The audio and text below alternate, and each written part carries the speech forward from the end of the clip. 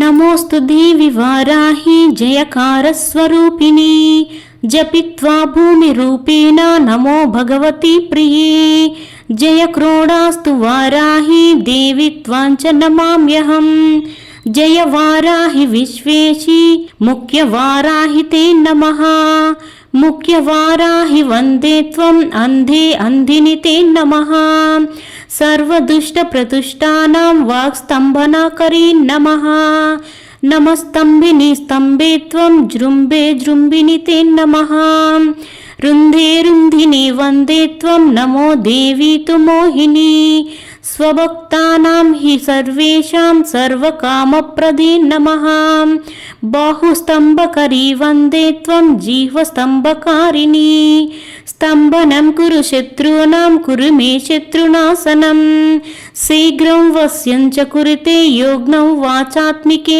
నమః టాచతుష్టయ రూపే త్వం శరణం సర్వదా భజే హోమాత్మికే ఫడ్రూపేణ జయ ఆద్యానినే శివే దేహి మే సకలాన్ కామాన్ వారాహి జగదీశ్వరి నమస్తుభ్యం నమస్తుభ్యం నమస్తుభ్యం నమో నమః ఇదమాద్యాననా స్తోత్రం సర్వ పాప వినాశనం పఠేద్యా సర్వదా భక్త్యా పాతైర్కైర్ముచ్యతే తదా లభంతే శత్రువో నాశం దుఃఖరోగాపమృత్యువః మహాదాయుష్యమాప్నోతి అలక్ష్మీర్నాశమాప్నుయాత్.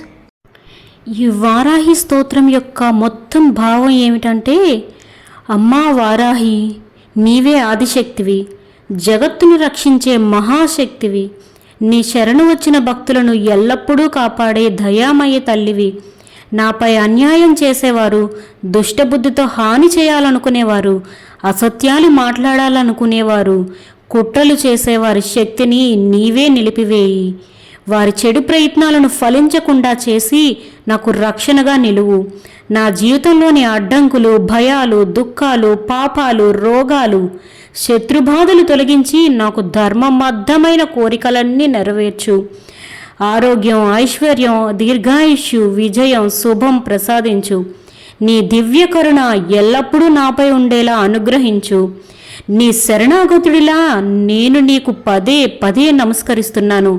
ఈ స్తోత్రాన్ని భక్తితో పారాయణం చేసేవారిని నీవు అన్ని ఆపదల నుండి రక్షించి, శత్రువుల దుష్టభావం తొలగించి, సుఖశాంతులు, విజయాలు, దైవ కృపతో నిండిన జీవితాన్ని ప్రసాదిస్తావని మనస్ఫూర్తిగా నీకు తల వంచి నమస్కరిస్తున్నాం. ముందు మనం చెప్పుకున్నట్లుగా మంత్రం, స్తోత్రంలో ప్రతి పదానికి ఒక శక్తి ఉంది, ప్రతి అక్షరానికి ఒక అర్థం ఉంది.